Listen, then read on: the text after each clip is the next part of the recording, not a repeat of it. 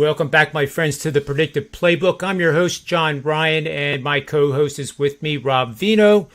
We're going to talk college football in a little bit, but first, Rob, we're going to talk a little golf, if that's okay with everybody.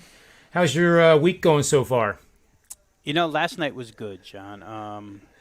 What we got on the show, as a matter of fact, when we got on the show, I was doing a little bit of complaining, I guess I was doing with Lance. Well, McCullers, I think, was the target. Things worked out, and the Cleveland play, of course, against the COVID Texas Rangers.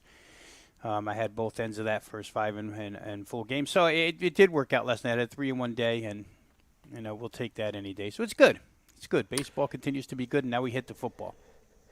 Yeah, and I can't wait. I swear to God, I have goosebumps just thinking about it. And I just, I think I'm more excited about it than any year I can remember. And I think it's because of COVID and everything we went through as humans, and now we have a Delta variant, but I guess I have the blinders on, Rob. We're going full steam ahead into this thing, and I think we'll overcome it. Yeah, I hope so. They play football outdoors, which is a break, right? Because the indoor mandates are certainly in place, but outdoor, and they seem to have all their bases covered here, John.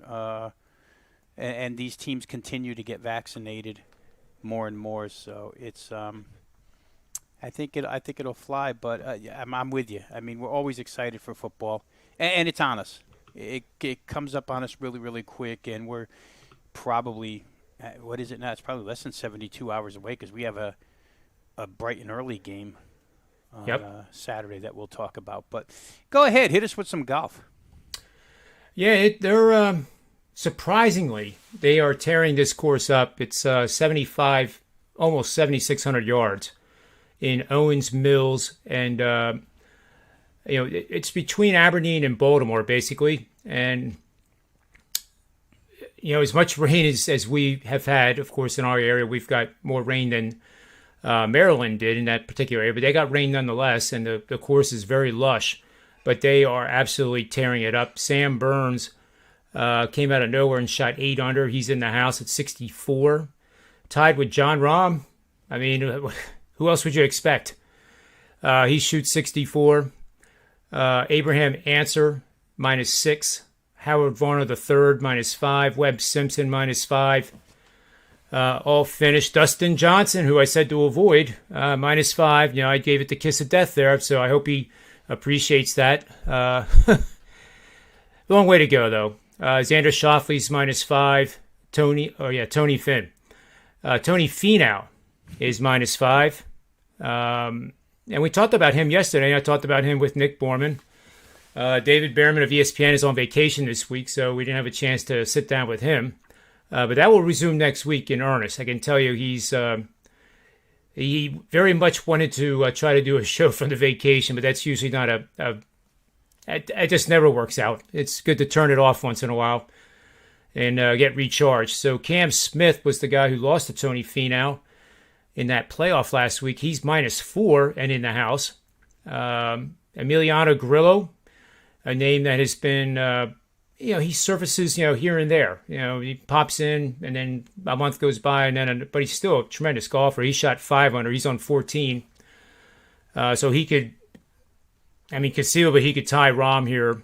I think he just birdied. He's at -5 through 14. So he could definitely catch them. But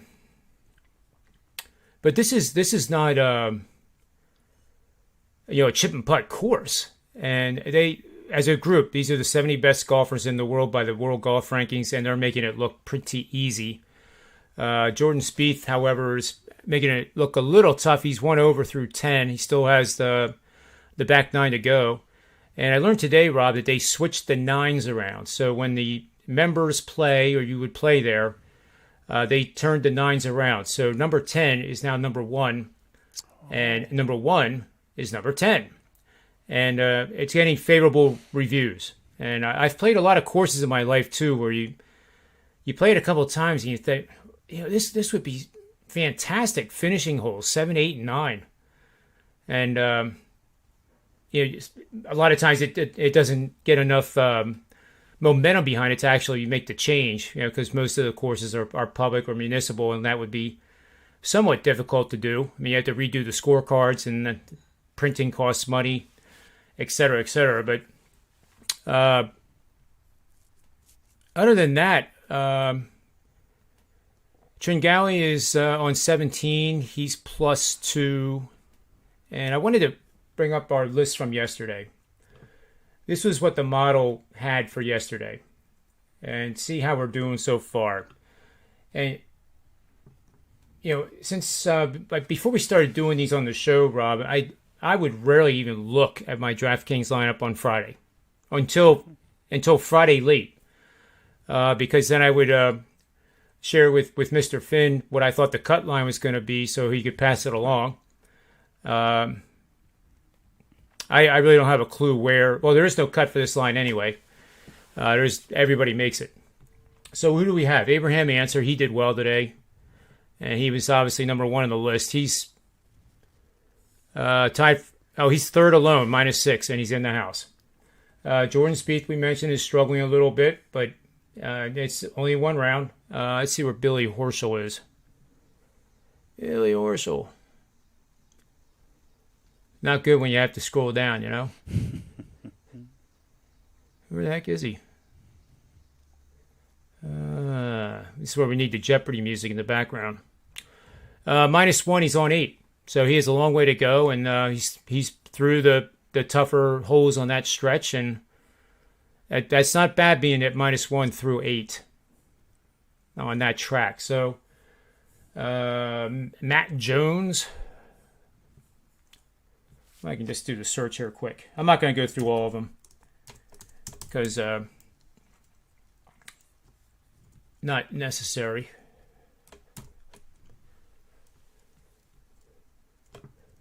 Matt Jones is tied for 11th. He's through 13, -4. Sergio. Now that's a name we definitely have to mention because I thought he would do pretty well on this track. And he is. He's tied for 11th, -4. He's through 7. He's birdied he's birdied 4 of the first 7 holes. Wow. Playing well. That's really good.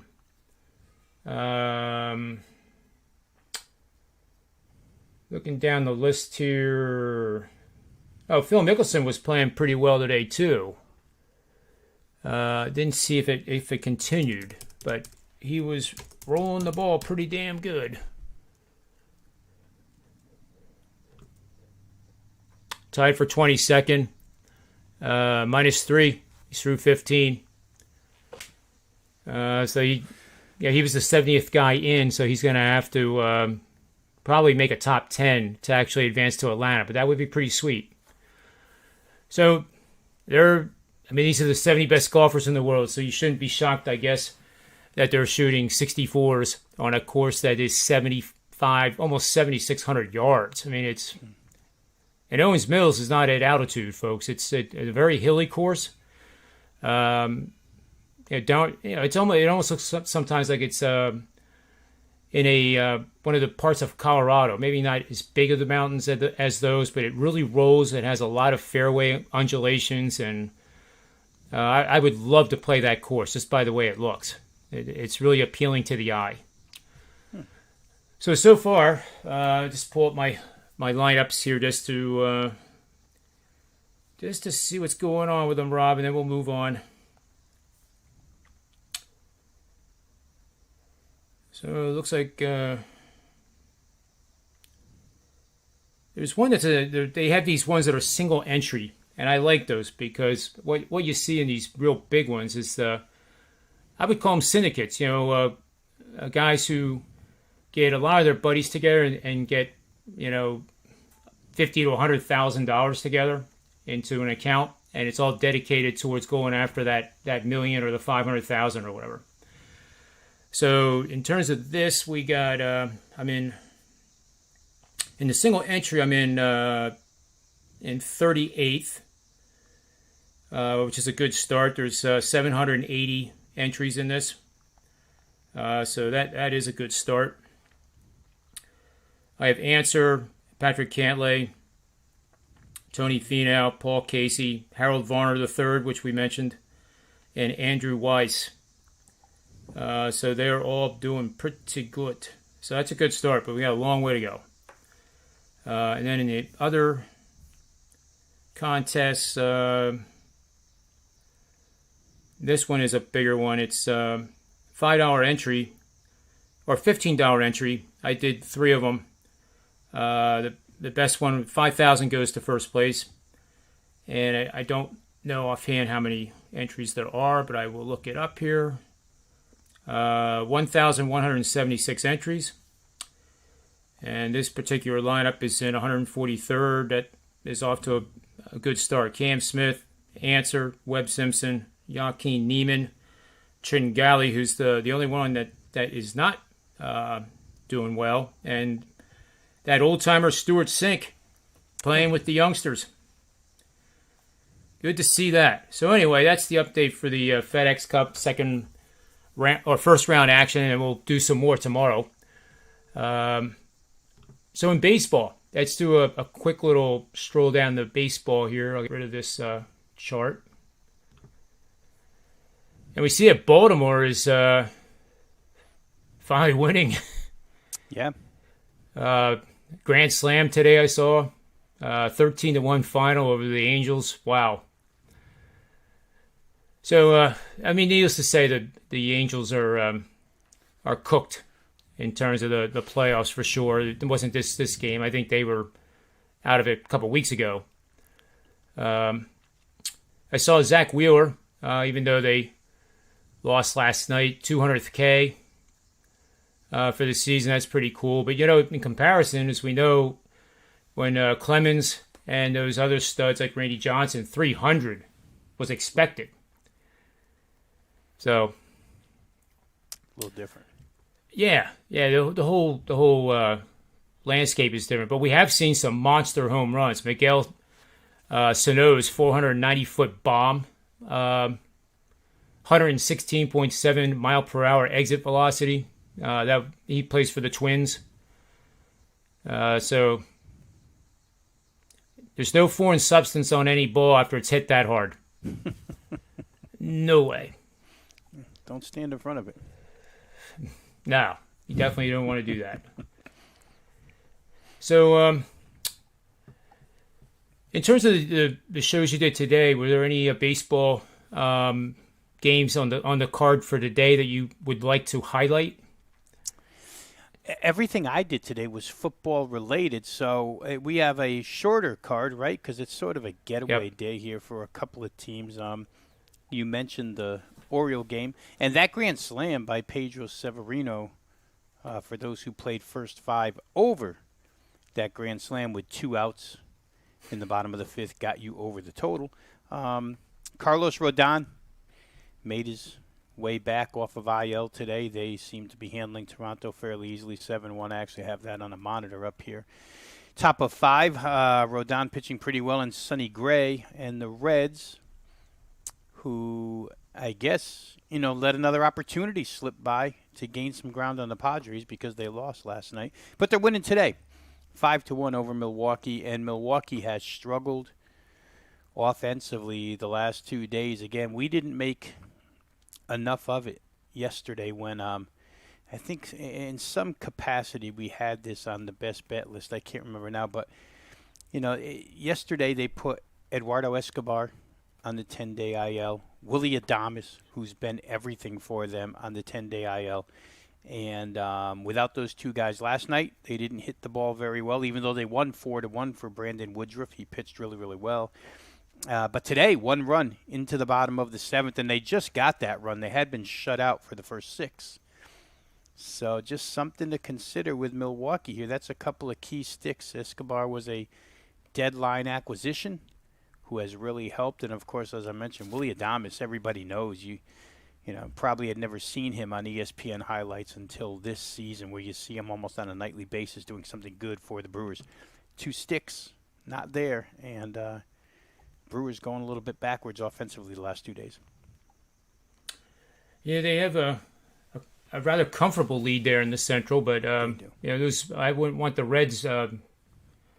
I'd rather see a different team than the Reds right now. They just that team. If I was anybody contending right now, scares me. And San Diego knows firsthand because they would not be in the playoffs if the season ended today, and it would be the Dodgers, who I'm beginning to think like they have these injured guys, and they still are destroying the league, destroying the division.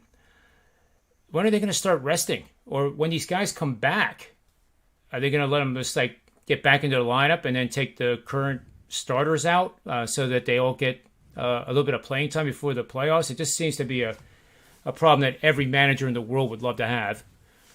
But they are an amazing team, and at full strength, I can't imagine. I can't imagine them losing. I just can't. Yeah, their ridiculous depth allows them to continue to win, right? I mean, Mookie Betts hasn't played in a long time. Gavin Lux has basically been relegated to the bench since the acquisition of Trey Turner. A.J. Pollock has stepped in and been their best hitter since July 1. Will Smith is the guy who, at catcher, could probably use Austin Barnes at some point. But, even where Milwaukee's concerned, John, yes, they have a comfortable lead, but I think all of these teams, Milwaukee, Los Angeles, and San Francisco, are chasing that best record scenario in the National League, trying to make sure that the playoffs go through their home stadium. And the Brewers are close enough to where they really don't want to let off the pedal yet. They'd probably like to catch Los Angeles and San Francisco. The win total for them, they're pretty close. I don't have the exact standings in front of me right now, but I'll get them. I'll pull them up here. They are, in a situation where if things clicked, I mean, Kevin Gausman, the ace for the Giants, has now found his way to the injured list. Anthony DeSclafani has been out. He's going to come back this weekend. But we saw Johnny Cueto yesterday, Sammy Long the day before. I think, those two guys certainly can be hit. Maybe not by the New York Mets, but by other teams.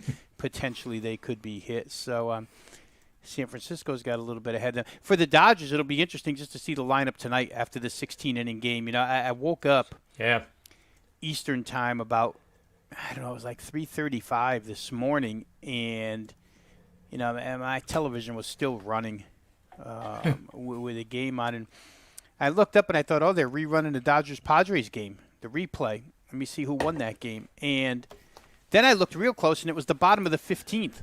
That game didn't end until about 5:04 Eastern time this morning. So it'll be interesting to see if Dave Roberts or who he chooses to give rest to on his side and who Jace Tingler decides to give rest to on his side.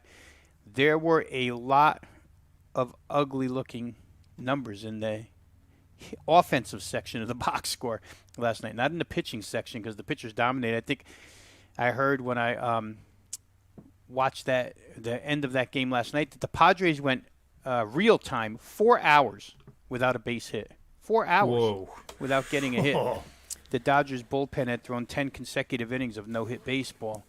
And Fernando Tatis, we talked about him yesterday, right? As far as MVP, he saved the day in the bottom of the 15th with 2 outs and tied it. And then A.J. Pollock came up in the 16th and won it.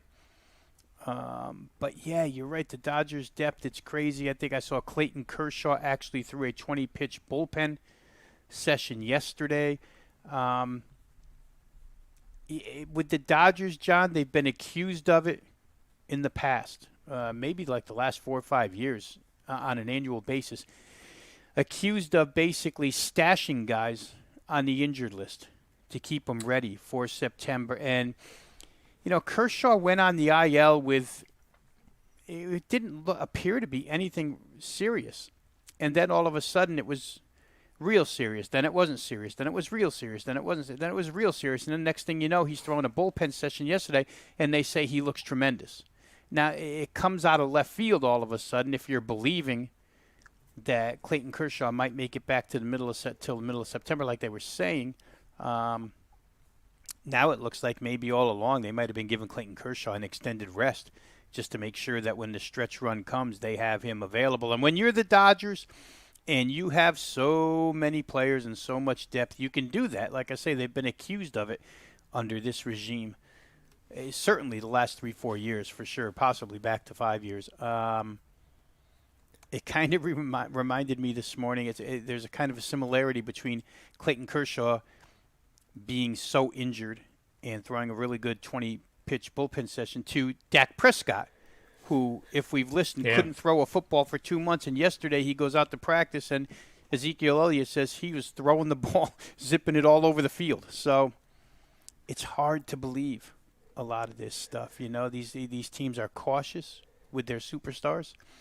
And where L.A. is concerned, Mookie Betts is going to come back, and then that's going to give, like you mentioned, somebody else going to get a little opportunity to rest. Maybe, I don't know what they're going to do with Cody Bellinger, because he continues to be just an absolute black hole in that lineup. So bringing another outfielder back could find Cody Bellinger might find his way to sit in some games. I can definitely see him sitting in the playoffs. Yeah, I would think that's the right thing to do, MVP or not. Right. Yeah, and again, you and I, we don't have to manage personalities inside the dugout.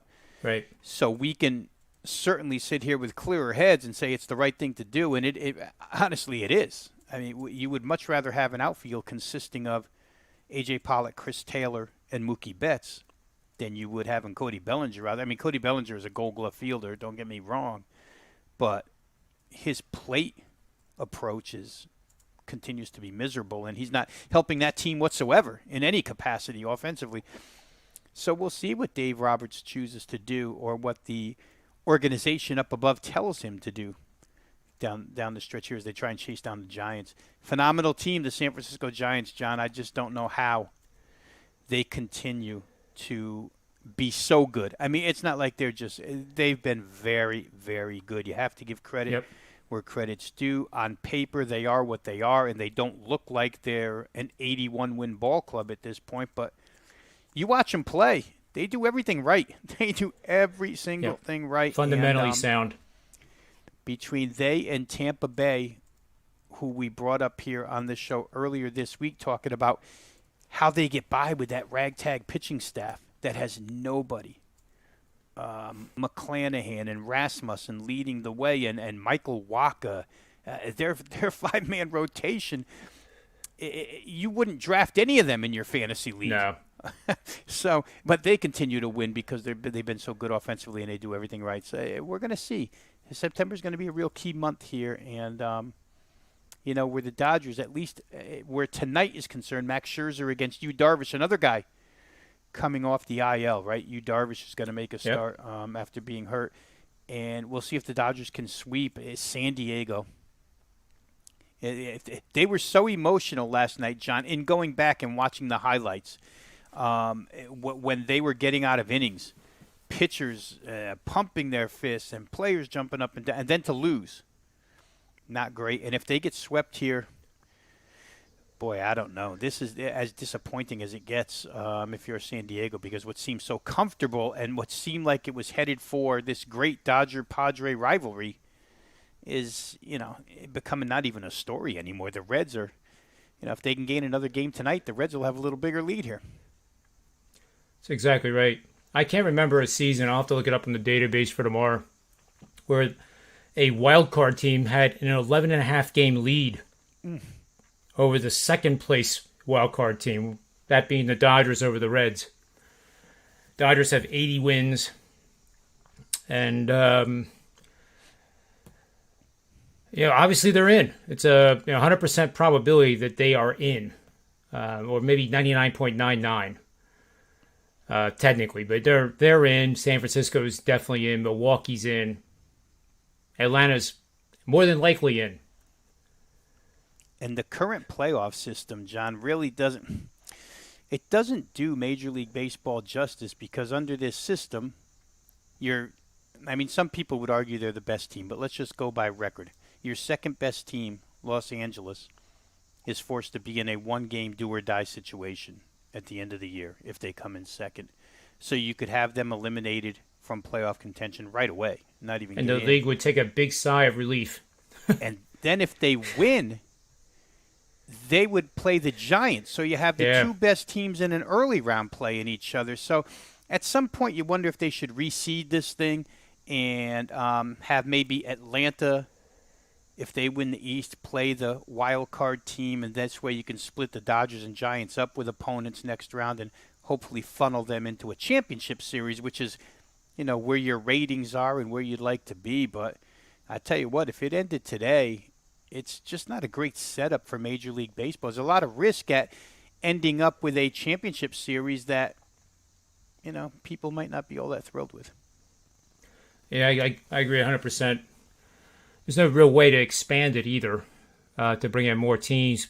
That wouldn't help either. But I do remember, it might have been back when Bud Selig was still commissioner. He, to me, is like Davey Roberts to Tony Finn. It can get passionate at my house in private conversations. So I think, if you look back when they did have that rule that you could not play a divisional foe in that first round. Right. That was why they changed it, because then a team like Atlanta gets penalized basically for not being the best team, but they would have to play the Dodgers in this case. But I like your way better, that the divisional foes should not have to face each other in that first round. And obviously in the championship series, yes. And we've seen that time and time again. Yeah, but more than that, even just the two best records in the first round. Why would you want your two best teams, one of them eliminated right off the bat? Right. And they're going to beat the crap out of each other. Yeah, and L.A. with two chances to be eliminated. Not only that, but the prelim game, right? So if you reseeded them 1 through 4 by record, and then had the fifth team, the second wild card team, you got a better chance of getting to where you want to be for the fans, for your ratings, for aesthetics, for a better series, for everything. But it is what it is right now. So Los Angeles, if they want to avoid that, they got to catch the Giants. No ifs, ands, or buts. I mean, you can't complain about it. It is what it is. And Atlanta probably benefits from it because they have played – what have they played? They've played 3 good, solid weeks of baseball, right, in an entire season to date. 3 solid weeks of baseball, and they're going to find their way right into a 7-game playoff series without doing very much. The rest of the division backed up for them. They hit the pedal for, like I say, 3 weeks, and here they are. Yeah, real quick before you get to, it's a small card this week for college football anyway, week 0. But I'm looking at the schedule here for the Giants down the stretch. Mm-hmm. Because I just started thinking, speculating that what would be worse is for the Giants to go all this way and end up being the wild card because the Dodgers, for whatever reason, overtake them. I was thinking Kershaw's back and they overtake them and win the division by 1 or 2 games, say. So then San Francisco is in a 1-game elimination. Right. And that seems even incredibly unfair. For the season that they have had, they don't deserve to be put right in that situation.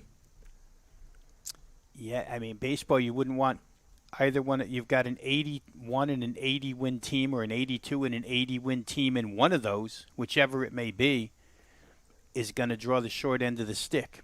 Yeah, when big it time. Comes to shove, and it's just, like I say, Major League Baseball probably needs to do something. It's probably not the last time this is going to happen, right? I mean, in any given year, especially in baseball, you can have the 2 best records coming from the same division, which inevitably means one has to be in a 1-game playoff scenario. And if they win, they automatically have to play the team that has the best record. So, you're just spiting yourself by not saying, okay, let's go record-wise, seed number 1, seed number 2, seed number 3, seed number 4, and that way funneling your playoff system, your bracket through to get the right. I mean, hey, listen, if the team gets upset, they get upset, but at least you're not. You don't have the increased chances of eliminating the Giants or the Dodgers, right? Right off the bat. Yep. I'm sure the American League would love that, and the rest of the National League would love that.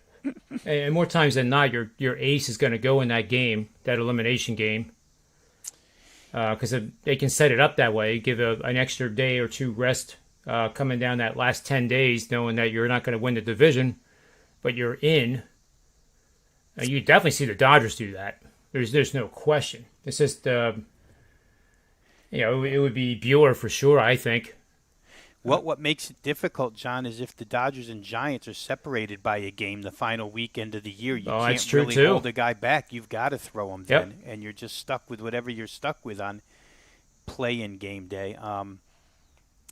When there's separation, you can do it, but if these two go neck and neck like they are right now the rest of the way, they're going to have to play their hearts out to get that number one seed. So, well, unfortunately, the Giants are at the Mets tonight, as we know.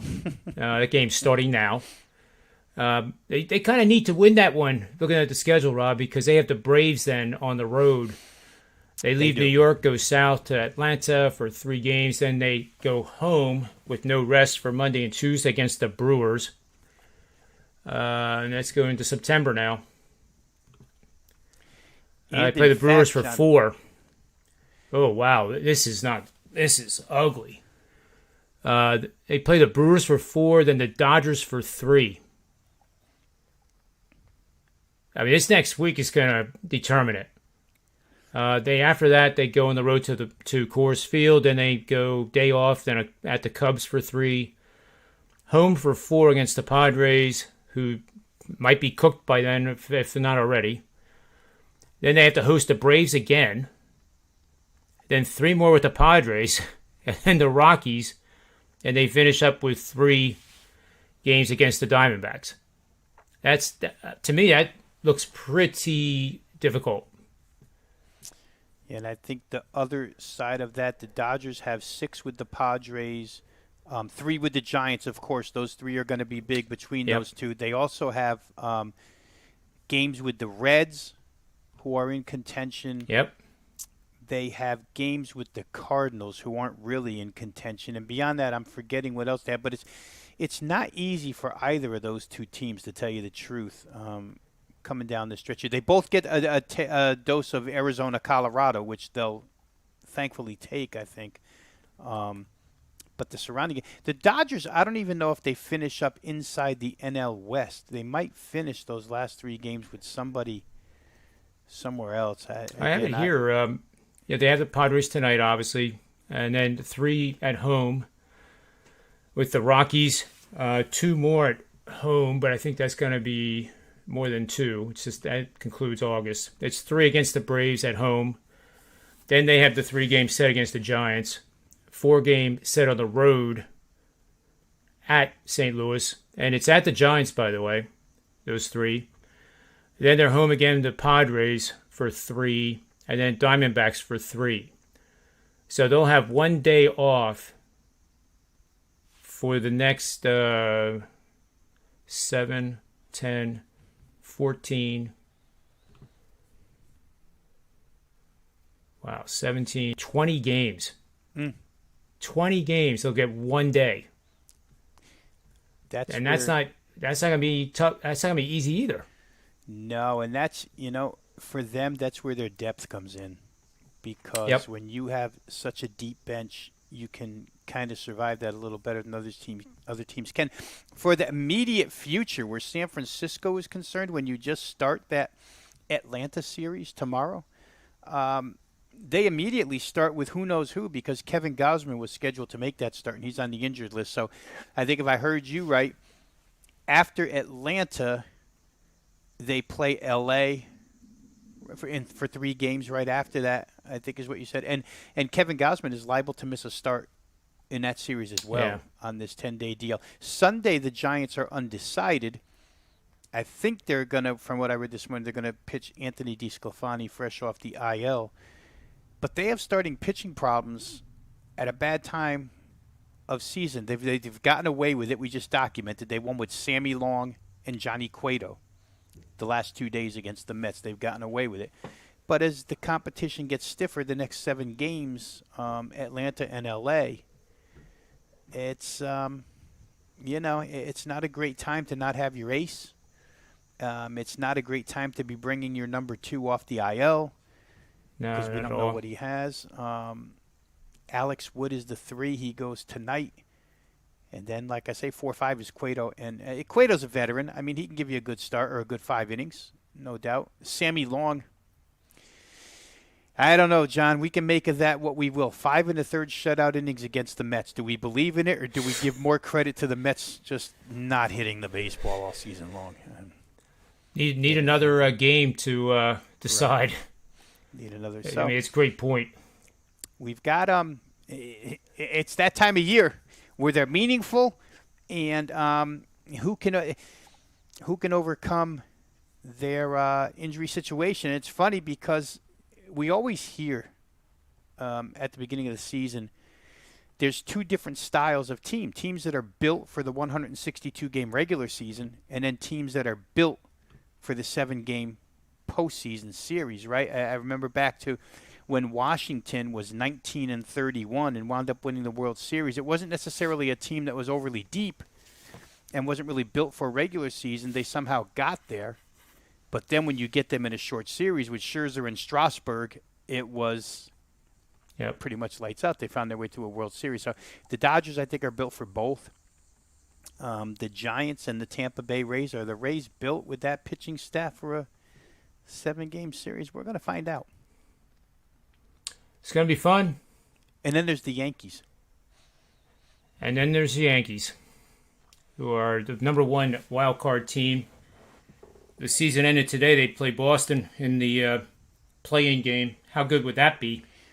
Well, I heard somebody say last night that if all the stars aligned, you would wish for, especially if you're a Yankee Red Sox fan, where the game has that much more meaning, right? If you're a fan of either of those teams. Garrett Cole against Chris Sale. Yep.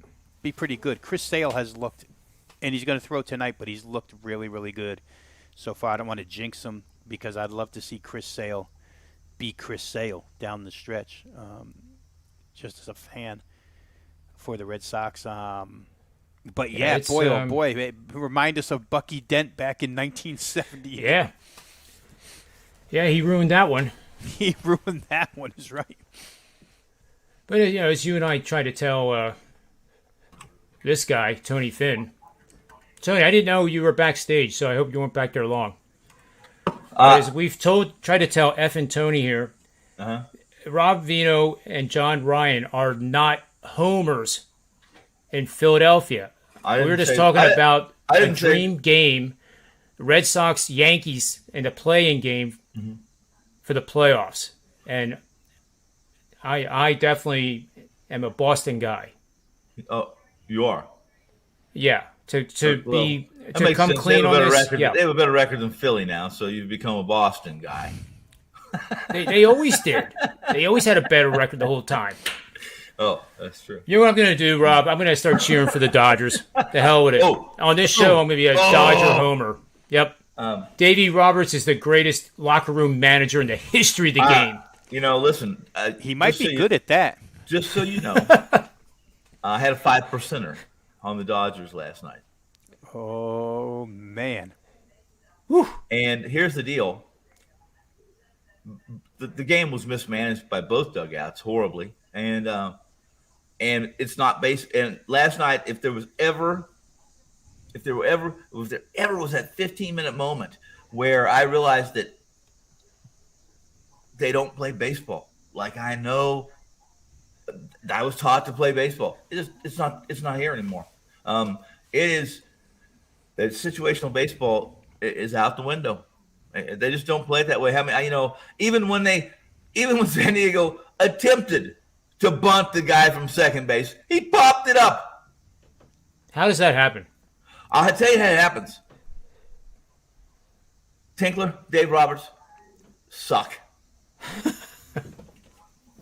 And how many times, Tone, with a guy on third, did they hit back to the mound or get it? I think I counted 3 get thrown out at the plate. With runners on third. Listen, I lost my game yesterday. Another extra innings game I lost before this one, and when it goes to extra innings, I've pretty much resigned to the fact that I'm not winning because I haven't. I mean, I'm 15 and 7 now, 15 and 6, which is it's getting better.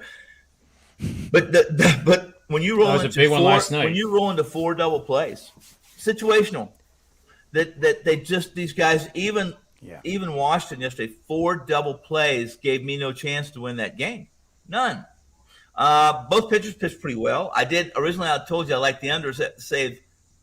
I couldn't do it with Nick Lentz behind the plate, the umpire, who's an extreme hitter friendly. But in a situation last night with the Dodgers, it's just not. Here's the deal.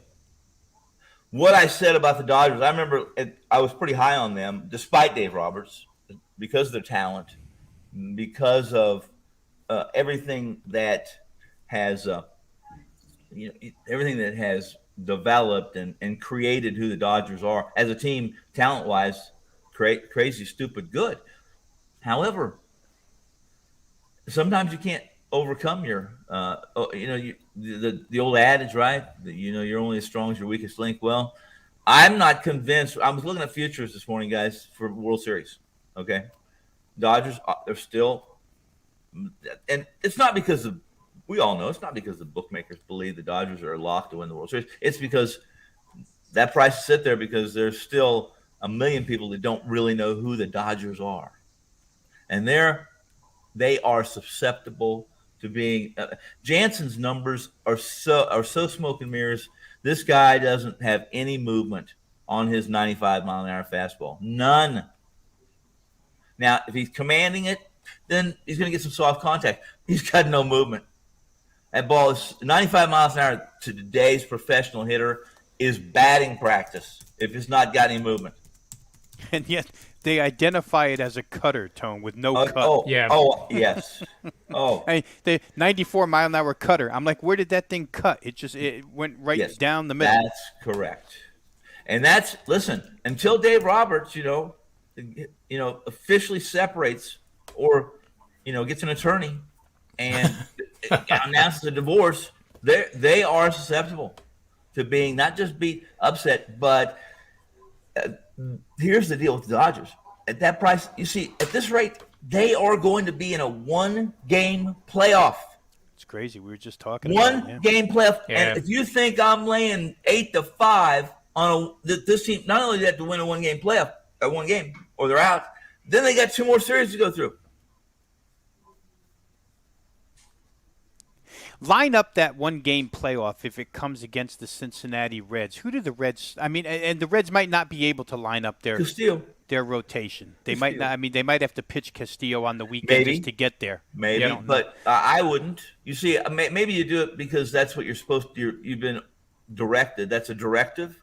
But I'm always the guy that manages for 3 games down the line. If I can't win the 3rd game down the line, why the hell get there?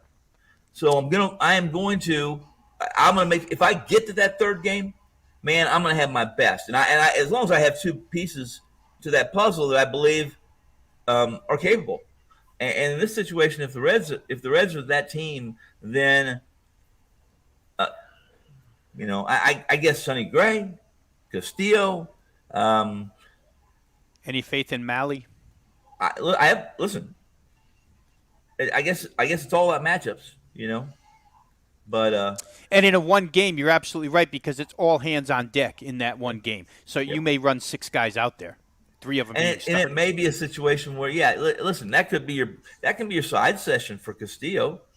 Maybe you do throw somebody in, and then you have a couple guys pitch 2 innings, right. And if you want to give Castillo his side session, which between starts, he throws his 40 pitches. No, and you worry about game 1 of the next series when you get there. You can't worry about it then. Right. I mean, that's right. I will say this. I'm not the end all in that situation, but I know this. I've always said, I'm not going to sell the farm to get to. I'm not going to sell the farm completely and utterly sell it out from under myself to get to tomorrow when I can subsidize it or I can put a Band-Aid and hope the Band-Aid holds for today and tomorrow. because if I can get to that third piece, that third base, have my best shot there, then I'll try to steal home. Yeah, these managers, me and John were just talking about it in the National League. They may have it dictated to them. If the Dodgers and Giants go into the final weekend separated by one game, you can't really line up your playoff. Well, you got to just go and win games to get to first place. I will say this though, if that came down to that situation that you just outlined, if I'm Dave Roberts, he should know this because I know it, you know it, or I believe it. I believe other people believe it. And that is, he's got more options to throw at another team than anybody in baseball. And if you saw an example of it yesterday, the kid they brought up, the San Diego brought up for the extra arm. Did you guys stay up and watch the game at all? I woke up in the bottom of the 14th. I knew it. I'm thinking, man, there's some guys on the East Coast who are waking up saying, baseball? I thought it was the replay. He did. He thought it was the replay. I actually thought it was the replay, and I looked real close. I said, oh, my God, this game's still going at 3:20 in the morning. I thought here's the deal. Don't they have a 1 o'clock curfew? Now, It used to be you couldn't start an inning. That's right. In the National League, it used to be. And I know last night, here's what happened was I think the Dodgers scored that the Dodgers hit that second 2-run home run. I think it was like 10 till 1. 10 till 1 our time, Pacific time. Right. Yeah. And I've been up most all night because I was up watching that game, and my son, when he came down for breakfast this morning, he goes, man, who are you yelling at? I said, I was yelling at Dave Roberts. That's what I was yelling at. Of course. He could hear me halfway across his house. I'm cursing, and I don't get that excited. And I'm like, I already resigned myself to losing the game. But I was just absolutely mortified how that game was managed. Mortified. What I can't believe is that hitting coaches are not responsible to teach bunting fundamentals. I can remember the long time that I coached. It was so simple. Even at 12 years of age, if it was late in a game and we had a 1-run lead, say, and we're in a tournament and we want to get that run and we have a guy lead off with a double, it didn't matter if it was the 3-hitter, 4-hitter, or 5-hitter. No, they were going to lay it down, and there was many times where I made it very apparent to the other team that we were doing it because I would remind the kid top half of the ball. And in some cases, remember to use your legs. You don't move your hands up and down. But you use your legs as like an elevator type thing, and lower your bat with your legs. I always tried to catch the ball. It's easy. I tried to catch the ball with a bat. And that meant, basically softening the blow. And I was really impressed that when San Diego did have to pinch hit a pitcher, and it was Musgrove, okay? Joe Musgrove, with 2 outs. Turner was so deep at third base on Musgrove, he tried to lay it down at first, but he couldn't do it, And had he laid that down, that might have worked. It might have worked. Absolutely might have worked.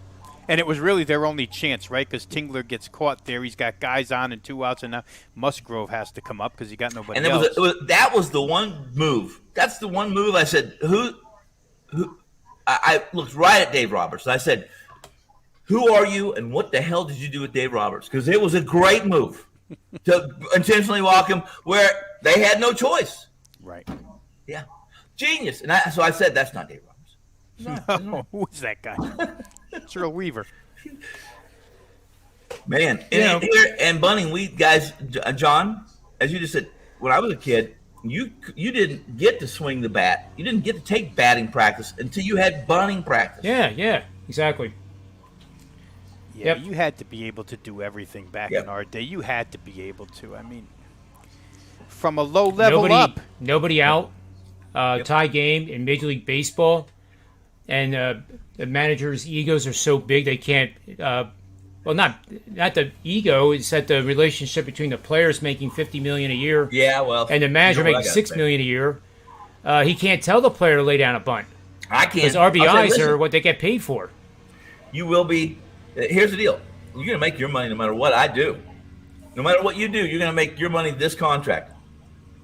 I'm sorry, but here's the deal: if Abbott's on the mound, or if you know, we got a few pitchers in our day that have pitched beyond their, I think, beyond their time, and they can barely get off the mound. It takes them an hour to get to the mound. Everybody to the plate's bunting. I'm going to take that pitcher out of his any rhythm he has. I'm going to wear his ass out. I'm going to do. Bunt is an absolute terrific weapon. Yep, done properly. We did that too. Yeah, but Abbott, especially, I was bunting his Abbott every damn time. He got one arm. Poor Jim Abbott. Yeah, right. But I mean, I would say after the game, Jim, I love you, but hey, it's on. It's on. You know what? In his era, when Jim Abbott pitched in the 80s, he was cognizant of that. He knew that teams would try to take advantage of him. Nowadays, these managers don't take advantage of anything presented to them. They just try and hit their way through something. Seven guys there, a shield will hit through that. I told them all last night at the group, I said, forget it. I'm done. I'll play. I'm going to have to make some adjustments, but it's become a pitching and a home run derby. That's all the game is. Right. 100-mile-an-hour fastballs and swing for the fences. Whatever happens in between happens. That's not what I paid for. It's not what I want to watch. You know, baseball. It's not a chess match anymore, guys. It's not. Yeah, because baseball's a chess match. It's supposed to be pitch to pitch. Yes. There's strategy every single pitch. You know, when my son, my oldest, really took a liking to baseball and really wanted to sit. And believe me, it took me, guys, and I played baseball all the way up through the high school level and into college. I tried out and got cut, but I thought I knew baseball pretty well inside and out. And when I moved to Las Vegas, I had a good friend of mine who wound up in the Cubs organization. And I would sit down and watch with him. And not because he was trying to, test my knowledge or anything, but because this, as a catcher, this is what he would think of in between pitches. He'd say, Rob, what do we do here? Blah, blah. And it would be stuff I was not even thinking of. And I thought I knew the game. So being with him a few years even advanced me a few levels to where I pretty much can tell what these guys are supposed to be thinking every single pitch. And what you're saying, Tony, that thinking part of the game, on every pitch it's gone. On certain pitches, yes, we got to look ahead and see 3 batters ahead and all this other nonsense. But pitch to pitch, that stuff's gone. When people used to tell me I hate baseball, it's so slow, I said, well, then you're not paying attention, because every single movement, and I said, look at the field between pitches. The outfielder's moving here. He's moving there. He knows the pitch that's coming. He knows where it's supposed to be thrown. Every little teeny move is a chessboard, and it's not played that way anymore. And I don't. And that's what I really liked, was I could sit down, have a beer. I could talk to somebody, and with a guy who also knew baseball, we could say, this is what I think is going to happen, what they're doing. Right. You don't do it. It just doesn't happen that way anymore. That's where I learned to, like I told you guys, it's so much a part of who I am. I love baseball. I'm disgusted. I'm absolutely disgusted with what I saw. Not because I'm going to lose or win. I have nothing to do with it. Nothing. That if they have taken, and we can call it the greatest game in the world. That's all subjective to what you like and who you are. But man, it's painful. It's like something. It's like something. It's like a family member's dead. They've died, and I've got to. And obviously it's time to go into mourning and move on, because it's not. How are we going to get back to that point from where we're at? How do we do that? Yeah, it's crazy, and I don't want to drag it out too much longer, John. But just where the running game is concerned, guys, and we watch it every night. Seriously, how many pitch outs do you see anymore? I can count the amount of pitch outs on one hand, because nobody's running. Nobody even fears you're running. San Diego runs, Whit Merrifield in Kansas City run, and that's it. The rest of them don't run. But if you're not playing situational baseball in the batter's box, what the hell does it matter if you steal a base? Well, the batter's not even protecting the runner anymore. No, not that. They don't even do that. If Harper hits a single, it's an effing accident, because he sure wasn't swinging for it. Single swings, there's no George Brett, Charlie Lau. You want a single swing? Put the level the bat and put it on the ball, hit it hard, chances are it's going to find a hole. Yeah, well, that is a Charlie Lau-ism. Yeah. Those guys are rolling over right now. Yeah. Well, hey, listen, we gave this thing 10 minutes, which is probably more than anybody in the chat room wants to listen to us, because they may not be a 24 or 25-year-old kid who's been introduced to baseball, played baseball, maybe he got to Legion level or something. And then, of course, the talent, it's pretty stiff, guys. And if you make your high school baseball team and you're from one of the top 50 cities you're pretty good. You're pretty damn good. And you're proud of your kid. And most of them don't understand baseball, or at least they haven't been subjected to baseball that we were subjected to. And so they're probably just saying, listen to those three old fogies telling me that I can't go over 55. It's just a different game. That's all. Yeah. Like I said, when the manager doesn't even have to worry about the other team's running game anymore, you don't have to call a pitch out. You're not worried about it. It's just crazy. God forbid the National League goes to designated hitter, because then we've taken just another part of managing out of baseball. And it's a big deal in National League. People don't – and today's kids that really don't understand double switch. They have if you tell them double switch, they're going to say, my dad has two switches to whip my ass with? That's what they're going to say. I have no idea what double switch is. Or maybe a switchblade. Maybe we'll just change the name. But the truth is that's I've seen some managers screw up some double switch. Not double switch. Oh, they botched those. Yes. Yeah, they botched those, Tony. They botched those. Yeah. I'm telling you. So the qualifications for being a major league manager are only kissing ass and being able to communicate with your players, I guess. You don't have to know in baseball. This is the last sport to get there, because I've always football but basketball, I've always thought a head coach is no more than a glorified babysitter. In the NBA, all you got to do, yeah. Listen, Larry Brown. Some of them aren't even the coach. Larry Brown, in the Lakers organization, he's not the coach. The Popoviches, the Larry Browns, those old school guys, where they don't give a shit how much money you make. You're going to do it their way, or you're not going to play. And if the general manager or the front office called that he's going to play, I promise you, knowing Larry Brown as I knew him when he was in 5 years of Kansas, okay, he just said, F you. It's my team. You hired me to coach this team, and this is the way it's going to be. You don't fire me right now, because I'll get another job. And he was damn right. He would. Oh, and a budget, because they ran him out of a zillion places, right? He ran himself out of Kansas because he won that championship. He had some recruiting violations. So he said, you know what? Because he had announced, I'm staying. Then they presented the violations. I gotta go. Yeah, time to go. SMU, time to go.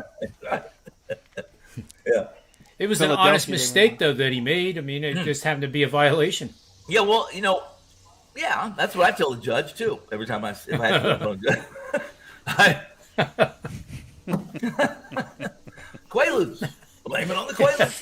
Hell of a I didn't know they were there. I thought it was my aspirin. Unbelievable. Yeah. So anyway, we got off the rails. Okay. Yeah, a little bit. Every time I come on the show, blame it on me. Our numbers actually, we get more people coming into the show when we go off the rails than when we actually are focused on a game. But we do have 4 college football games. Uh-huh. If you guys have a game that you want to mention on this slate for Saturday, well, I feel free. I released a 5%er this morning in college football. My week 1, big play, big game, and I feel really good about it. I could listen to somebody who's sharp and creative and manipulative, and I'm certain they could make me feel a little okay. Maybe they could make me feel that way, but then I have a week 1 game, for instance, right now in the NFL, and we're still 3 weeks. I mean, you've had it out for a while. Let me tell you something. I know right now, this very minute, both of you guys, that if I don't release it right now and tell you and you to go get this number, it's not going to be there. Yeah. I promise you, it's not going to be there. It is absolutely, and like anything in life, like any play, my play is based on, isn't just based on. It's not just math, but this is math. This is matchup. This is everything that you have to take this number. And if you're not taking this number, then you shouldn't be on the game, in my opinion. But then I know everything, right? Well, I when I agree with you 100%. We all I think know the game, and I concur with you. So I probably it's not going to get any better. I'm probably going to release it. I think as soon as I'm done here. See, I haven't released any. See, that's the one thing is I do all this stuff, and this morning I'm playing tennis in my head, ping pong, whatever you want to call it, on a couple games I like, and I'm tossing it back and forth, letting my left shoulder talk to my right shoulder, the good, the bad, the cop, and the good cop, bad cop thing, and then I have videos. Next thing I know, it's time to go in here, and I still haven't released my damn baseball. And here we are. I have a 5%er going tonight in baseball, and I don't release many of them. So it's my turn to have a 16-inning game. Well, as long as it turns out good, I mean, that game, everybody. Here's the deal: I got 100. I can't imagine it went that long. 100 texts, John. 100 texts I got last night, guys. Are you watching this game? Am I watching this game? I'm about ready. I'm ready to drive to San Diego and throw some shit at Dave Roberts. Did they try to bunt the guy over with the first batter ever? Who? Either team. Either team. Yeah. No. Oh yes. Popped one up. It was what's the Italian? It's a Costly. I think that's correct. Caratini. I think it was Caratini that popped the bunt up. I think it was because I was in and out. I had a friend of mine call me and needed some help with something. He lives about 7 minutes from me. I said 7 minutes. Okay, hold on. 7 minutes. I'll be there in this many minutes, and then when I get there, how long is it going to take us? Okay, that's how much you got, because if I get back, I'm only going to miss this much of this because I have lots to say still to Mr. Roberts. Right. I can remember plays too, and I wonder whether probably casual fans don't know this, but when you bunt a baseball or even swing out of your shoes and the ball lands, say, 6 inches in front of your right-handed batter, and your left foot is obviously closest to the pitcher. You hit a ball that goes 6 inches in front of your foot, and it's in the batter's box, or it's out of the batter's box, and it takes such a wild spin because it has top spin on it that it takes another bounce in foul territory, another bounce in foul territory, and then suddenly rolls fair. Well, it can hit a rock. Is that a fair ball or is it a foul? It's absolutely fair ball as long as it hadn't reached third base. That's right. But here's the deal with that. You're absolutely right, John. They don't. It's just no one bunts anymore. They don't bunt. I told you I thought there was an abnormally large amount of batters have been hit recently. I haven't asked anybody to look it up or anything, but my God, I saw some more last night. And it's funny thing is nowadays, I mean, it's hard to charge them out because I think these hitters know, well, we're the ones that told them they couldn't use the tack anymore. So we got that coming. We got a few of those coming, Well, they're still using it because Caleb Smith is done. Oh, there's going to be a few guys who, listen, it's one of those deals where I'm already got a life sentence, so I don't – if you fuck with me – oh, well, there you go. Right. If you screw with me, I'm going to kill you anyway, so I already got a life sentence. Who cares? Right? It's true. Yeah, it's true. I mean, you got guys who listen, I'm if I don't do better, I'm going to be cut anyway. So, Katie, bar the door. Here we go. Same thing as the steroids were. Yeah, exactly right. Thing. That's exactly right. David Bell, when he was a Philly, tested pregnant as a woman. You know why? Yes, because his doctor gave him too much estrogen to offset the testosterone levels, And the doctor screwed That's him not up. what I would have said. I would have said, listen, he knew he had a piss test coming, and he had his wife pee for him, and they didn't know she was pregnant. And when it came back, he said, guess what? You came clean, but you also came back pregnant. Manny Ramirez, too, he tested so much estrogen that he should have been pregnant. Yeah. Wow. I mean, it's not an exact science, I guess, this chemistry stuff. No, it's not.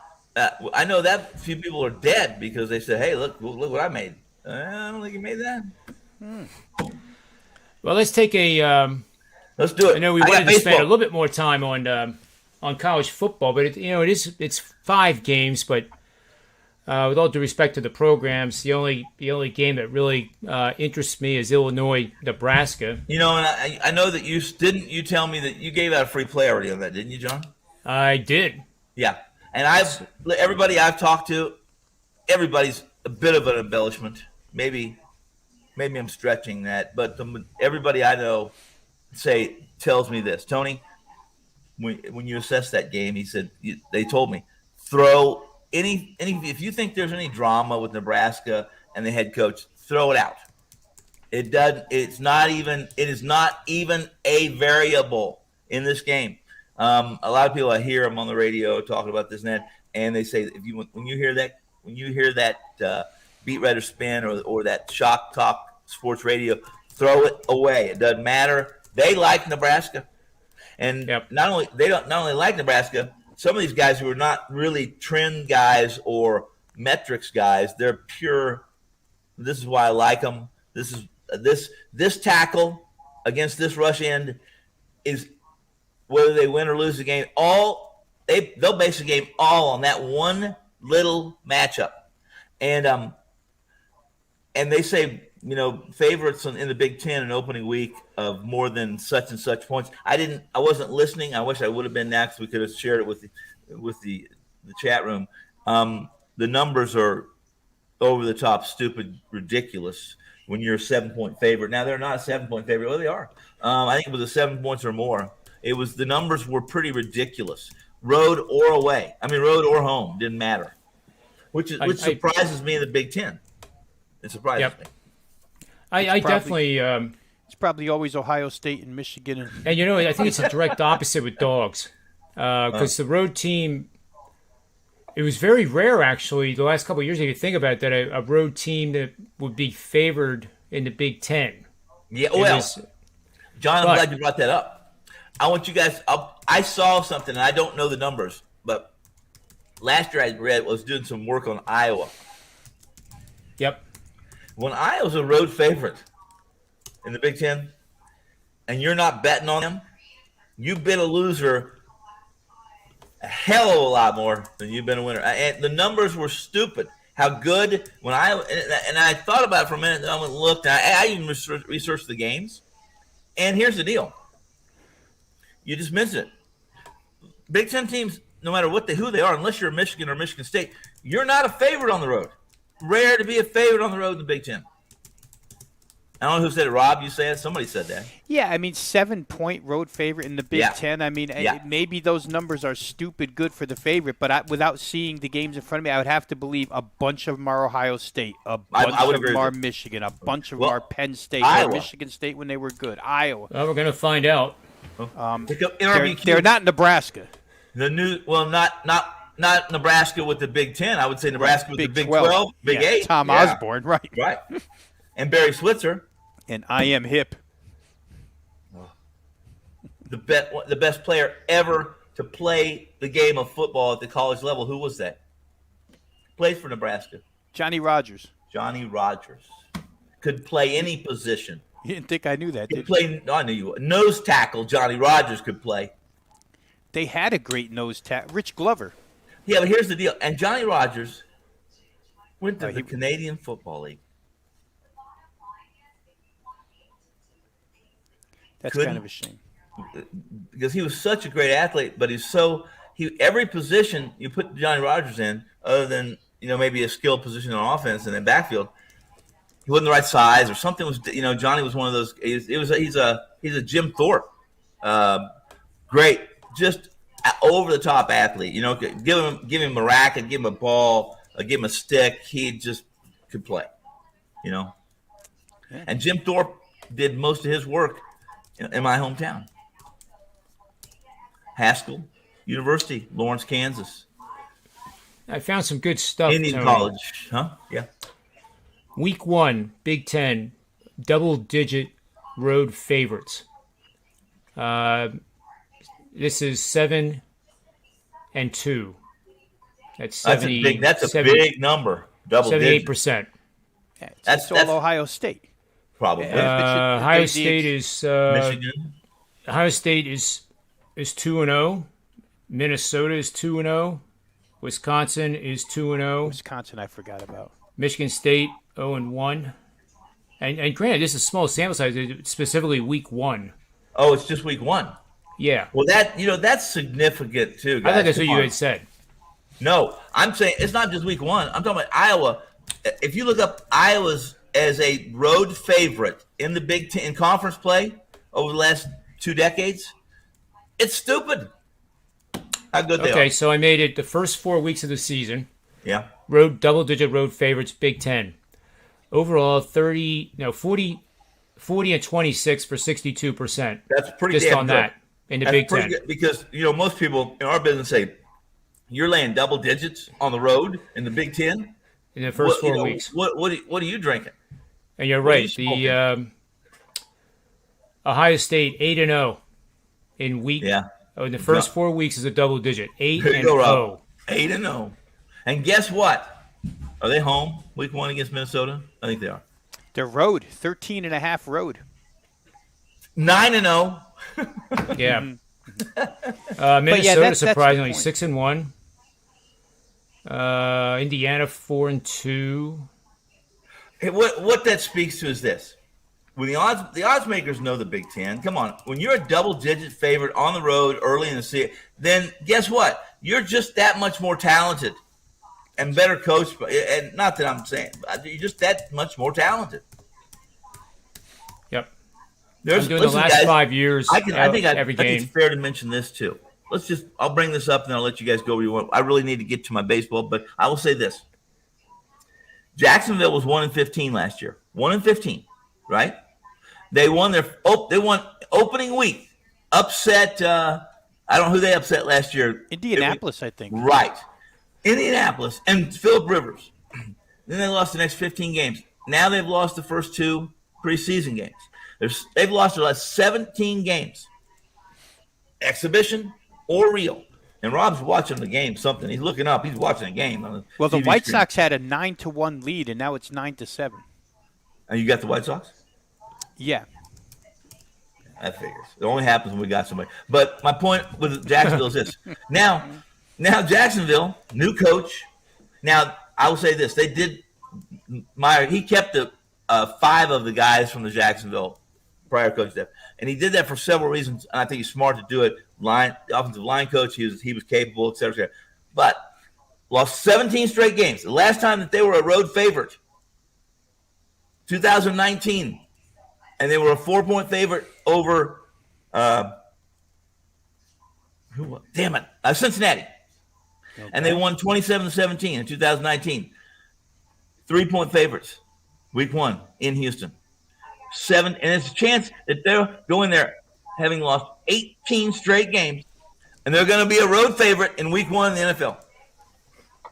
And everybody's saying, "What's wrong? What's wrong, people? How could that be?" I said, "Here in my business, you would say this: if the odds, this is not all public perception. This isn't all based on Houston not having Deshaun Watson and being a new coach and being horrible the last couple. It's not. Guess what? That's how bad Houston is." That's how bad Houston and is. People say, no. I say, then they're not. Yeah, then I you agree. You think the odds makers, you think the bookmakers are going to put a 2.5, well, it's 1.5, it's gone to 3. You really think that they're going to put that up and say, listen, sharps, just go ahead and murder us because we want to make sure we fool the public. No, they're that bad. The odds makers are not going to put that number out there because they think the public is listening to the mouths that are on these major portals and preaching how bad it is and how Houston's They are that bad. So my point to what we're talking about with the Big Ten, road favorites, double digits, week one, crazy. That's crazy. You want something crazy? Possibly we'll have lost 18 straight games, haven't been a road favorite since 2019, and on an 18-game losing streak, the only reason they're a favorite, and this is what I'm saying, listen, guys, the only reason they're a favorite is because they lost 18 games in a row, and they're bound to win number 19. It's crazy. They did not put that number out there based on, and I've listened to the guys this morning. I'm not going to say the station, and they were saying, "Oh, it's that way," because the perception is Houston, Deshaun Watson, that the organization is they're. Listen, they're not. If Deshaun Watson, I think they'd be a 3-point favorite. I don't think it would be anything more than a pick 'em with Deshaun Watson. I agree. I don't. So here, conference. Okay. It said that SEC, Big 10, Big 12, Pac-12. And I don't know why nothing came up for the ACC, but I put it in. But I have 4 of them at least.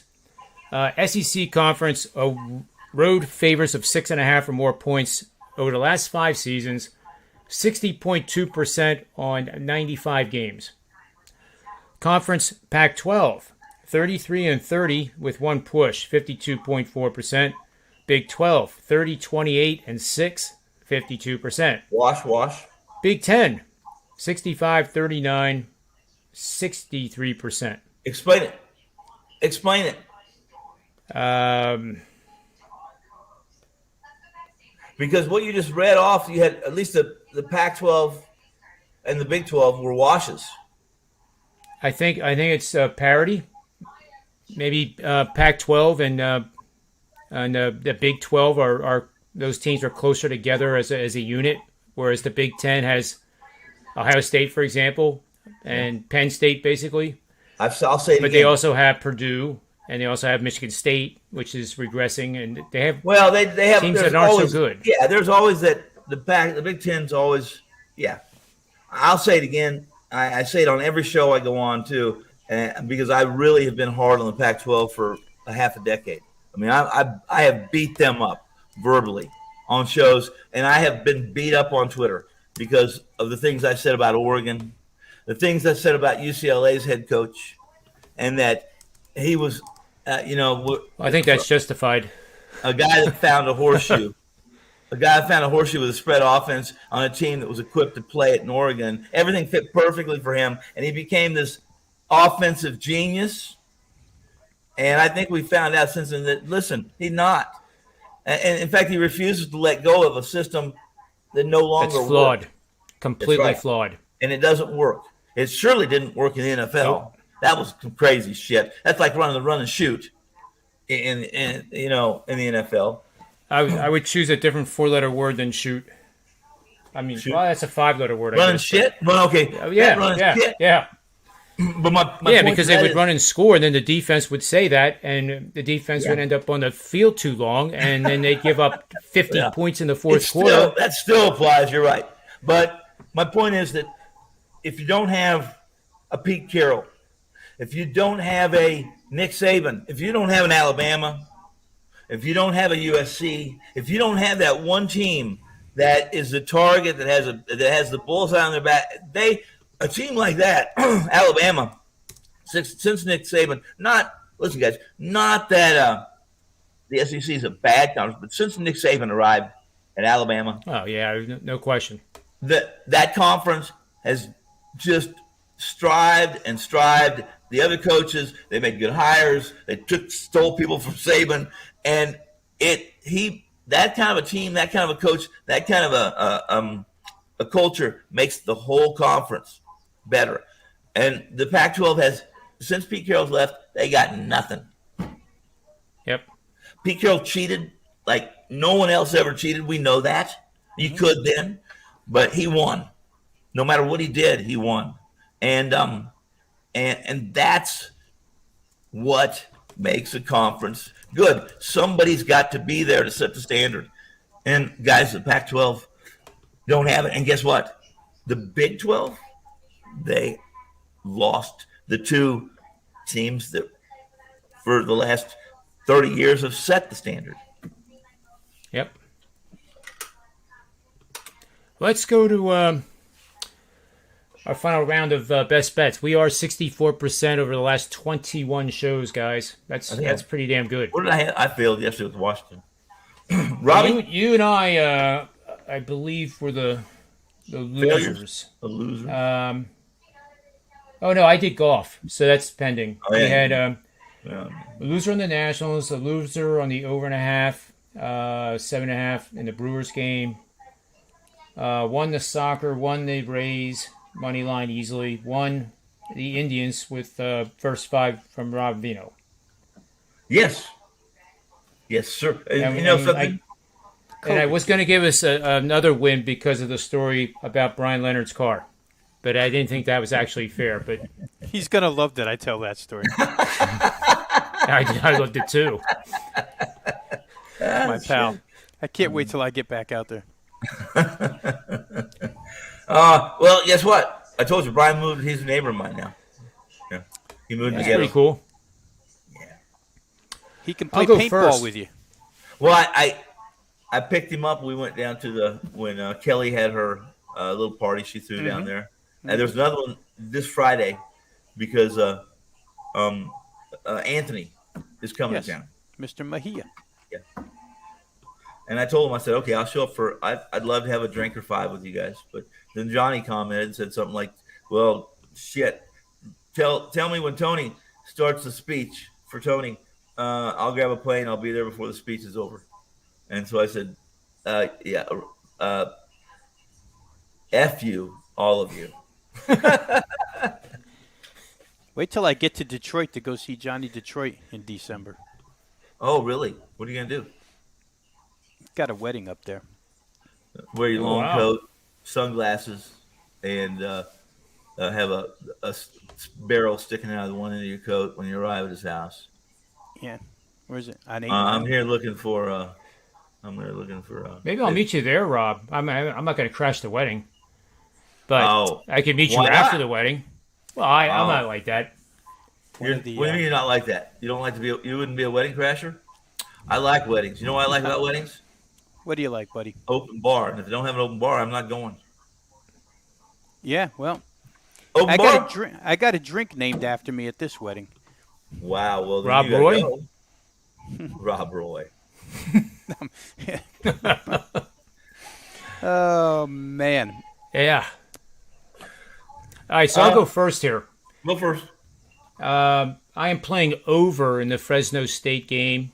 They're playing the team from Connecticut, University of Connecticut football, who did not play a game last year. They opted out completely. They've been pretty bad, haven't they, lately? They are not a good team. Fresno State is, I think, a team in that Mountain West is going to rattle some chains. I was looking at some film on that quarterback, Jake Hayner. Last year, he completed 65%, 150 completions, 2,021 yards, 8.7 yards per pass attempt, 14 TDs, 5 interceptions, 153 QBR. And they have, like a lot of schools have a lot of returning starters because of the new rule, but they have 19 returning. UConn didn't play. They have 9 returning starters, as far as I could tell. Only 3 were on defense, or are on defense, and I don't see any reason in the world Fresno State doesn't put up 50-some, maybe 56 on this team. And that's not rubbing their face in the sand. It is what it is. Fresno State has some great depth too because of that COVID year. They were tied for the conference with the most starters that made a start. So 46 players last year made a start for Fresno State, tied with Wyoming, New Mexico, and Nevada. And 35% of those were freshmen or sophomores. So now you have a lot of backup depth at every single position. And even those guys, if they come in the game and it's 42-3, are going to overwhelm pretty much a defenseless UConn team. And I guess you can't really sugarcoat it, but their coach Randy Edsall is coming back for a second time after being down in Maryland. obviously he's a good coach. He wouldn't be coaching at Division One, but to take on this program where the focus is clearly on basketball, both men and women, it's kind of like Kansas. Kansas has a below average football team, right, Tony? Yeah, they do. But they have an elite basketball team just about every single year. Yeah. And if Ben Simmons would have played for Kansas with Joel Embiid, maybe he wouldn't be traded. Yeah. I had to fit that in, but I guess the rumor is, I'll say this, that I've been hearing that something is close. Something is close. They believe. I'm not going to say. I'm going to say it anyway.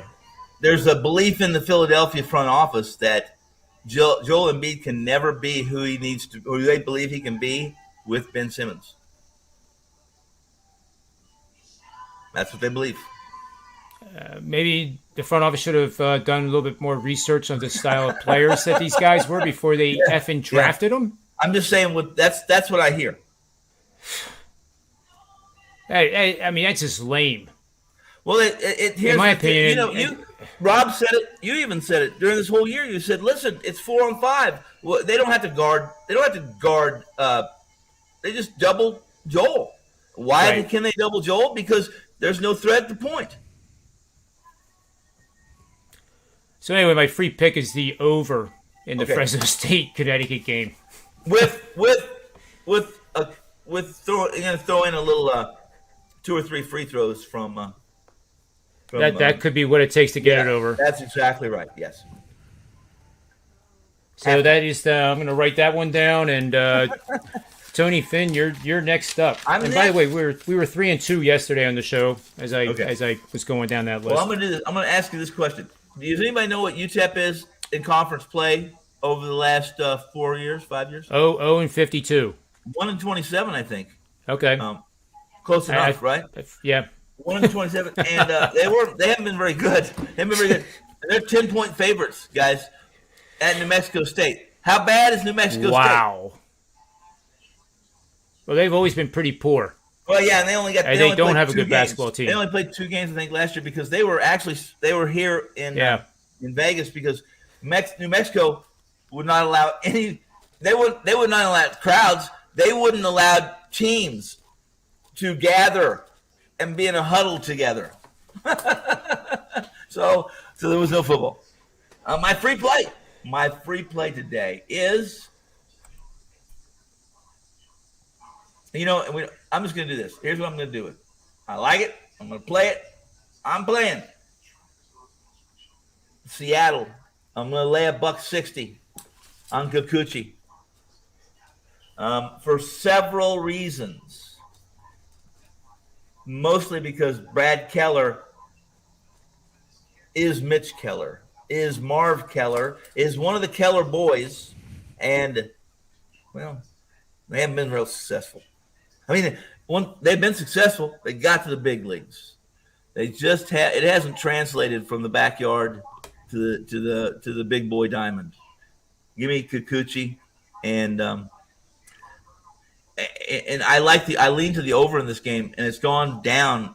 The reason I lean over is because the Royals don't strike out much, and I think they might score some runs off Kikuchi, but I still think that the Seattle team scores a few more off of Keller. So give me a little juicy, a little woody. Got to have to lay the wood tonight. I don't play home teams on the run line. Anybody had any bad beats on that home team run line lately? Kikuchi minus 160. I like that play. Okay. How about that?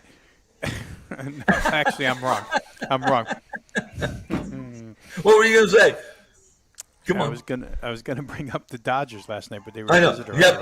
Everyone asked me this morning. Did you have them on the run line? No, I can't even play them on the run line at a road team anymore because I don't. Jansen will walk 3 people. He'll let 2 runs score. I'll win by 1, and my wife will have to call. She'll have to have me committed soon. Committed again. I keep talking to the TV like I talk to it. I've been there.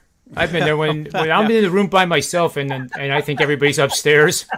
I've been told that I get it's concerning. That's That's funny. Obviously, reading that little bubble there, Torrey Coker is not paying any never mind to Tony Finn because he's going to play a home team on the run line tonight, Marlins. Yeah. We advise not to do that, I guess. Well, Tony advised here's the deal. to do that. If he's playing, I guess here's the deal. If he's playing a run line tonight on the Marlins at $1.50, he must be doing it for the plus money because if I was him and I can get the Marlins at basically a pick 'em, I'm only going to play money line. I don't trust him that much, so I'll see where they are real quick. They're $1.15 minus 115. Yeah, they will have to be plus money then, I guess. I'll be plus 130. It might not be a bad idea then. Let's see where the fish are here. Corbin against Hernandez. Plus 175. Plus $1.75. Play it. Yeah. Play it. You know what? I'll even ask. I'll have John will put some pizza on it money for you. We'll talk about it tomorrow. Whether we'll know whether we're gonna have pizza or whether we're drinking Schlitz tomorrow. You know what I would recommend? Yeah. Is my infamous combination wager. I would do half 75% on the money line, 25% on the run line. So if you're betting $100 a game, what do you do with the other 10%? I said 75 and 25, didn't I? Just kidding. I'm joking, man. It's a joke. Right. You're mathematically challenged. I get it. Yes, exactly. I'm challenged in a lot of ways. I'm a little slow once in a while, but not often. I'm always slow. But I like that idea. I see that Phillies made a pitching change. I see that they've thrown the towel in. They're gonna throw more out to the mound. They basically said, "We surrender." Oh, he's left-handed. They should have surrendered a month ago. Listen, I got some pizza money on them. A nice price on them winning the World Series. How can the Phillies against Arizona be? Guess what? Minus 1.5 plus 145. How can this happen? How can the Mets and the Phillies? Be in the same division? How can the Mets do what they did this year? Listen, in truth, the Mets in Atlanta, for who they had, if they were healthy, they're supposed to be battling like San Francisco and LA in this division. And nobody wanted to win, I guess. There's some injuries. Obviously, even the Mets suffered a little some issues. They can't keep DeGrom healthy. They've never been able to keep DeGrom healthy.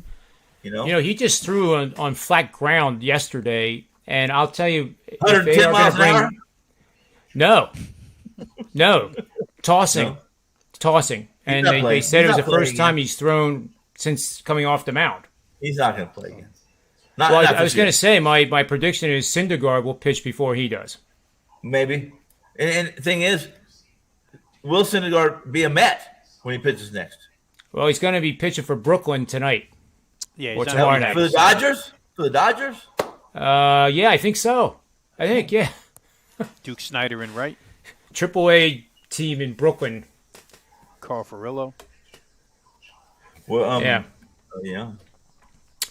So, Mr. Veno, let's see. We have Seattle minus 160 for Tony Finn, and your pick. Well, I'll just go ahead and fade the other Keller, since we're against all the Kellers. I say we parlay it. Yeah, I could make a lousy joke and say we're going to blindly play against the Kellers. Yeah, but that was good. Rob's got jokes. I was waiting for it. I didn't see I'm slow. I didn't catch it until blindly. Oh, I get it now. I bit my tongue so hard it's bleeding. Sports betting terminology around here. That's what we're best at. Blindly follow. Blindly bet against Kellers tonight. It's a matchup that just happened 6 days ago, right? Michaelis pitched against Mitch Keller. It was 2-0 after 5. I'm going to play St. Louis tonight minus the half first 5. They're 10-cent favorite. Now, Miles Michaelis, real quick, 1 earned run in 9 innings since he's been called back. Now, what got me was when I went through the analytics, the fastball, his last start went from 90.4 miles per hour all the way up to 93.6. He got a lot of velocity back, plus 3.2 added to the fastball. The 2 runs he gave up were unearned. And Keller allowed 7 base runners in his 5 innings, so he kind of got off a little bit cheap having the shutout after 5, where Michaelis got the raw end, not allowing an earned run and losing 2-0 at the end of those 5 innings. I think it probably reverses itself tonight. The Pirates, again, last night, no bats. I mean, they do win 2 out of 3 in that series against Arizona, but it really wasn't from an offensive perspective. I think they won 4-2 and something else lower scoring. Or no, they came back in the first game against Arizona is what happened. They got shut down by the starter and then got the bullpen. But I like Michaelis here tonight to keep getting better and better and better. And I'm going to limit it to first 5 because I don't think he can go much more than 5. And Mitch Keller, that shutout last week, to me, just more of a mirage than reality. So we'll look for St. Louis to get us a couple of runs here and win first 5. There's no price to lay here. It's a 10-cent number. So we'll go ahead and half run minus 10 cents. Miles Michaelis. Let's see him. Nobody's mentioned it, but guys, I'll mention it right now. If you want, I just mentioned it. I was going to save it, but there's an umpire. No, not an umpire. It could be an umpire. This is San Diego squad, the Padres we talked about for the first 15 minutes. They're defeated.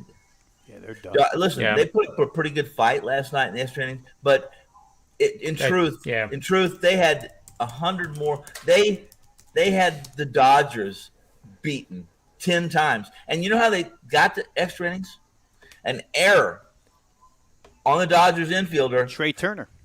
Yes, and a slow roller, 2 outs, runner on third that he buried at 6 inches in front of the plate that Turner couldn't get to and make a play on. That's the only run they score. It's unearned against the Cy Young winner against Buehler. That's the only reason they got to extra innings. And in truth, I saw it on. I saw some comments. I heard some on the radio, ESPN, how it's so unfortunate they got a bad break. They didn't win that game. And I said, I wanted to say, the Dodgers hit a home run to get their 1 run, which that's what they do. Yeah, exactly. Will Smith's been a great year. But this guy's without Will Smith, I'm telling you right now, I don't know. I don't know. Will Smith may be the MVP of that team, in truth. Muncy's great, though. I love Muncy. I like everything he does. I like. He's pretty even-keeled. He doesn't get too high, doesn't get too low. He doesn't embarrass me when he does something nice. He doesn't act like it's the first time he's ever done it. But my point is, this Padres, they have no bullpen. They were playing. They pitched. Darvish isn't healthy, and guess what? If I'm Dave Roberts, guys, if you're Dave Roberts, what are you going to say? What are you going to do? How does Darvish like to attack offenses? How does he like to attack it? He picks. He's right. He picks corners, low and away. He picks, and he throws 11 different pitches that he has. Right. Yep. And if I'm Roberts, I'm saying, listen, you guys want to sweep this? You want to make Max have another win? I'm telling you, until Darvish starts throwing his fastball, his four-seamer, don't even swing. Let's take him deep into the counts, deep. He's going to have 100 pitches by the 5th inning, and game, set, match, because they got nobody else to put out there that's fresh, healthy, and hasn't pitched. That didn't pitch. They've all pitched yesterday, and 7 of them pitched in 2 games before that. There'd be some guys on their 4th straight day of pitching. They're not going to pitch them. Yeah, and it's what led to that was that starting pitching collapse, right? Because we saw, I think not this week, but the week before, we saw Craig Stammen have to start 2 games in 4 days as an opener because they just don't have anybody to throw. So the bullpen got extremely taxed. I'll say this to you, Tone. You're right. Just looking at body language last night, when San Diego got out of innings, the dramatics and the pitchers and the fist pumps and how happy they were. And then what happens in the end? They lose. All down the drain with all that emotion. And if they get swept tonight, I was saying it to John, they're done if they get swept tonight. I think they are. Yep. I agree with you 100%. When I played the first game of the series, I said, I believe they'll be swept. Look at the matchups. They weren't for sure Darvish is going to pitch tonight. They didn't know who was going to pitch last night. We found out, guess what? Who pitched pretty damn well yesterday? Blake Snell. Gave him all he had. Did he ever pitch Blake Snell. That was the Blake Snell that went to the World Series with Tampa Bay. That's the Blake Snell they thought they were getting. He's finally healthy, and if he pitches like that, guys, he's still got it. He's not dead. I heard a bunch of guys saying, "Oh, Blake Snell last year was his 15 minutes." No, because he pitched pretty damn well last night against a really good lineup. But my point is, they're done. I believe they'll lose. I believe Scherzer went to Roberts and said, "Listen, I got you, brother. I got you because I'm going to be throwing 98-mile-an-hour four-seamers all night. I'm going to give you 8 innings.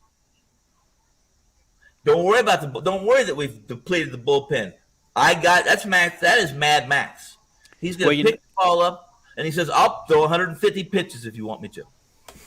And you know what we love about him landing in L.A., Tony? At least I do, is that when he pitches, Wyatt, with him pitching right behind Walker Buehler, if anybody thinks there isn't competition between him and Buehler each night, he sees what Buehler does, and Scherzer goes out and tries to top it. It's the best thing that could have happened for this team. And when you start adding, Kershaw doesn't have the capability anymore that these two have, but he's another one where you start creating that mindset like Maddox, Glavine, and Smoltz had. Each guy has to outdo the other.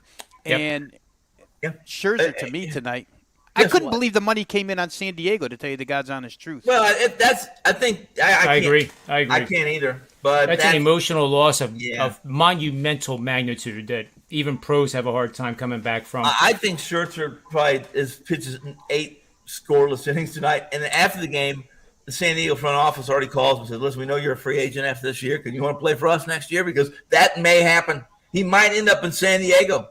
Well, they're not going to quit. They're not going to quit. They're going to continue to spend money, and spend money. I'll tell you, I just don't see how San Diego's going to beat my favorite team. Marlins? No, they're playing the Dodgers tonight. The Dodgers are my favorite team. Yeah, well, ask me who my favorite team is. Asked me who my favorite team was last night? Who was my favorite team? The WagerTalk team. Who was my favorite team at 3 o'clock this morning? Dodgers. Yeah, and you were worshiping Davey Roberts. Cash that ticket, baby. Well, you want to hear some. Thank you for not making another stupid move in the 16th inning. Well, he was out of moves. Everybody had played already, so he couldn't do anymore. It was what was left was left. You want to hear Gabe Morency, huge Dodgers fan. I'm gonna rail on Roberts all night tomorrow night on that show, and he's gonna say, "Tony, man, the players love Dave. I don't." They do love him. That is the one positive for Dave Roberts. They love him. They love him. I'd love my dad too, if he handed me a $20,000 game check every night and let me have the car. I love you, Dad. You're the best. Son, don't wreck it, and come home every morning and I have to get a new car because I wrecked the shit out of the car, spent my whole $20,000, and Dad just handed me another $20,000 check and a new car. I love you, Dad. Yeah. Hope to see you in the morning if I survive. I hope the insurance didn't go up too much for you. Oh, it doesn't matter. Go Max. Magic can afford it. So that is Sirius XM channel 204 Sports Grid, right? That's correct. Yeah, and for you in the East Coast, I don't come on until 1 a.m. when the FCC is not listening. But you can come on at noon, at midnight, and listen to see Merrill be analytical and politically correct. That will not be what I am. Well, it's contrasting styles. It makes both shows very interesting. Yes, it is. I have a 5%er going tonight, MLB. I'll tell you what it is after we are off the air. And it's not a home run line bet either, and it's not a minus 300 money line bet. And it's not on the Phillies. And it's a small dog. It's actually that could be the Phillies then. Pretty close to a dog. I'm going to leave it at that. Dog. And Tony, you have a 5%er too, right? I have two of them.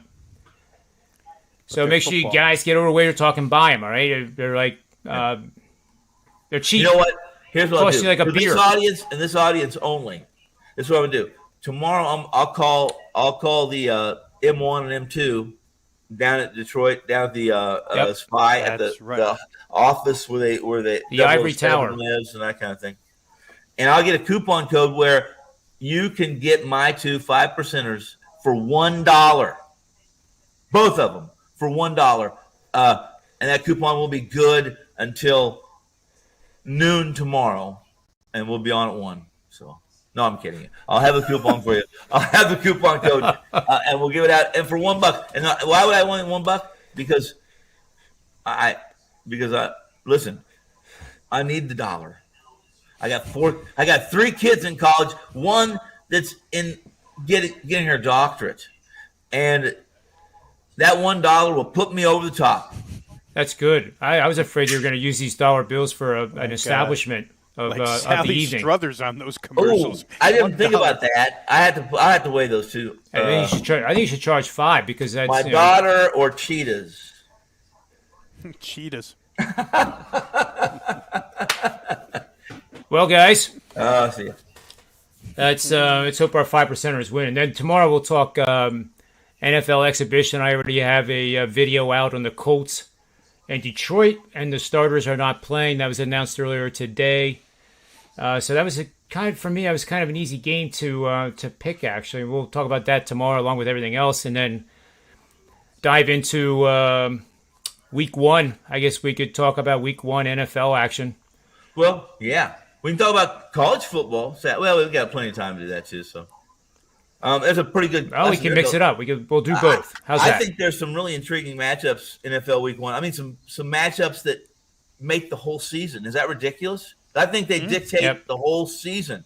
And I can spit on the screen here, and start flailing my arms about how passionate I am about it, and then Wyatt can tell me I got to let go of it. So here we go. Well, he's great, isn't he? Yep. Well, big shout out to the chat room today. They were awesome, and they were pretty damn funny. In my own opinion, they seemed to all get along. We had a nice comment from. Well, I have to scroll up here. Well, it was a really nice comment saying that the opinion of that viewer, we were the best. That's from Castro. That's from Fidel. Yeah, that's right. Yep. Fidel Castro is in the chat room today. Oh, well, yeah, he's right there on the show now too. Yeah, right. Yep, Castro. Yep, we appreciate that. We appreciate Max on record. Hey, say hi Wyatt to all Chapman, my Cuban friends. Jeff Swayze, Cuban friends. Daniel Benton, Max on record again. Sumner Hutchinson, and Bird Gang.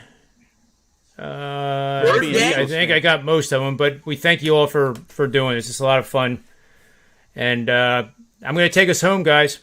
Good, let's go. All right. I gotta get. So for Tony, Finn, Rob Veno, myself, the Predictive Playbook, WagerTalk.com, SportsMemo.com.